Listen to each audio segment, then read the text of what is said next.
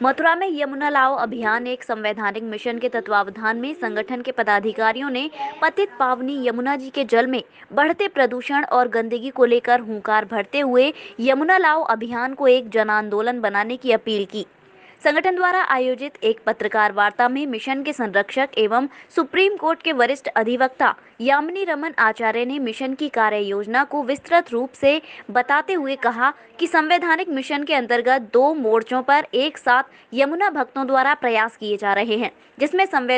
जिसमें संविधान में अपने हक की लड़ाई के लिए न्यायालय एवं समाज को जागरूक करने तथा शासन प्रशासन एवं सरकारों के असफल प्रयासों को जन जन तक पहुंचाने के लिए लोकतंत्र के चौथे स्तंभ मीडिया को संवाद के रूप में जन जागरूकता फैलाने और इस पुनीत कार्य में मीडिया की अहम सहभागिता निभाने हेतु all India newspaper reader family का गठन किया गया है, जिसके अंतर्गत समस्त मीडिया से मार्मिक अपील की गई है कि इस बहुआयामी मिशन को सफलता की सुखद मंजिल तक पहुंचाने में सक्रिय मदद करें। यमुना में यमुना लाओ अभियान एक संवैधानिक मिशन के तत्वावधान में संगठन के पदाधिकारियों ने पतित पावनी यमुना जी के जल में बढ़ते प्रदूषण और गंदगी को लेकर हुंकार भरते हुए यमुना लाओ अभियान को एक जन आंदोलन बनाने की अपील की।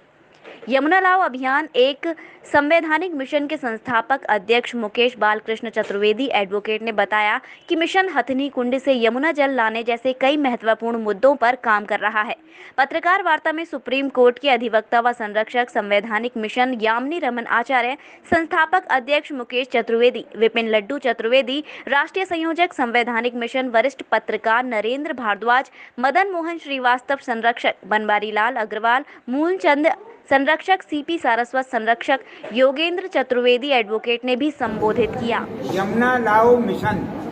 का जो संवैधानिक स्वरूप का इन्होंने एक संवैधानिक आंदोलन के लिए एक मिशन तैयार किया है। हमारे मुकेश चतुर्वेदी जी ने, विपिन चतुर्वेदी जी ने,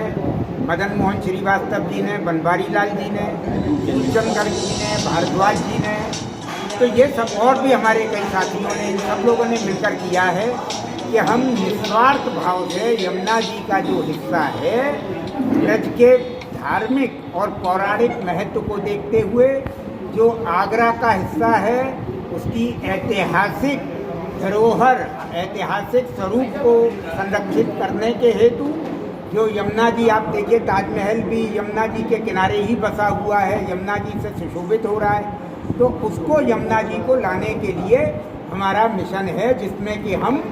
इस मामले को सर्वोच्च न्यायालय में ले जाने के लिए प्रयास कर रहे हैं। और जैसा न्यायालय के माध्यम से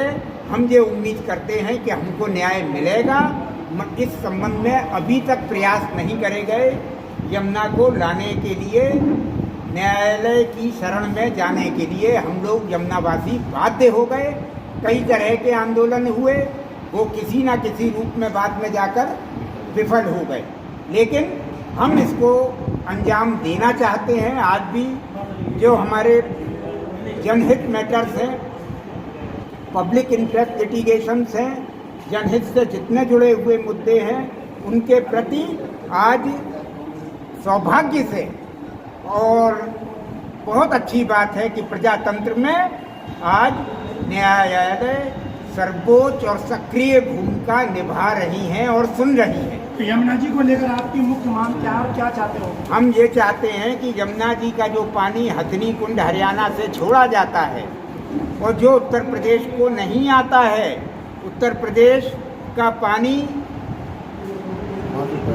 वहाँ से पहले ही समाप्त कर दिया जाता है और प्रदेश सरकार को उसके एवज में राजस्व मिलता है यमुना जी को। ये अन्याय उत्तर प्रदेश वासियों से, ब्रजवासियों से, आगरा वासियों से नहीं होना चाहिए और इसके लिए हम लड़ने के लिए संकल्पित हैं और हम संवैधानिक अपने न्याय को पाने के लिए हम लोग लड़ाई लड़े। ये हमारा इसके नाते यमुना मिशन का जो आपका ध्येय है उसको कैसे पूरा करेंगे? ये हमारे ब्रज भक्त मंडल के संस्थापक मुकेश चतुर्वेदी जी ने पिछले लगभग मैं समझता हूँ 15-20 साल हो गई, 15 साल है ना, वो इस अभियान में लगी हुई, ठीक। लेकिन निरंतर कार्यक्रम किए उन्होंने घाटों पर, तमाम जगह लेटर भी भेजी, सब व्यवस्था की, हम उनके साथ रहे बिल्कुल अभियान में शुरू से ही, प्रारंभ से ही। लेकिन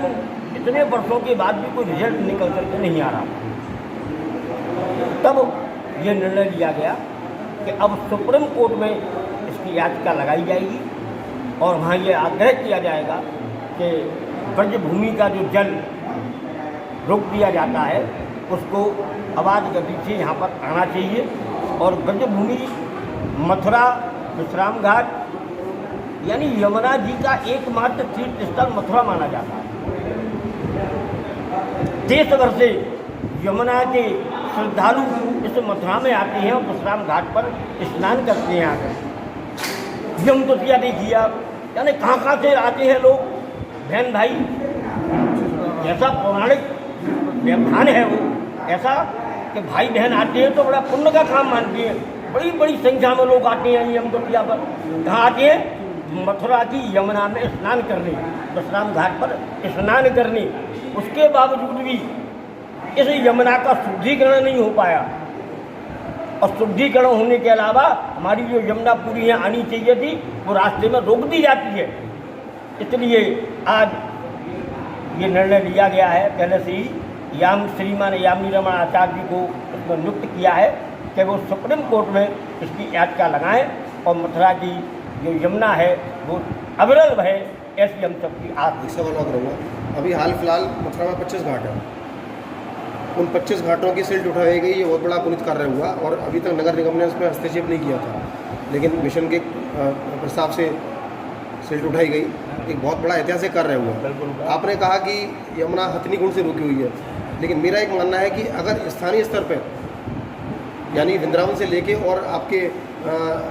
गोकुल बैराज तक भी अगर सफाई रहती है तो जो मथुरा का स्थानीय पंडा समाज है या यात्री समाज है, ठीक है, या यमुना भक्त हैं, उनको भी बड़ी आर्थिक प्रसन्नता होगी। उस स्थानीय जो ये 15 किलोमीटर का दायरा है, इसके लिए आप क्या करेंगे? क्योंकि अगर आप इसमें ही प्रयास कर सकते हैं तो बहुत बड़ी सफलता मिल जाएगी। आपकी बात से मैं सहमत हूँ कि 15 किलोमीटर का जो दायरा है इसमें हो, हम ये चाहते हैं, आवाज़ भी उठाते हैं, लेकिन मुख्य बात क्या है, आप यमुना का जल कहाँ आ रहा है? वैसे गंभीरता से समझिए आप, यमुना का जल तो वहाँ रुक जाता है। अब जी कहाँ से क्या जल आ रहा है, ये इन बातों को मैं नहीं कह जल आ रहा है, वो प्रदूषित हो रहा है।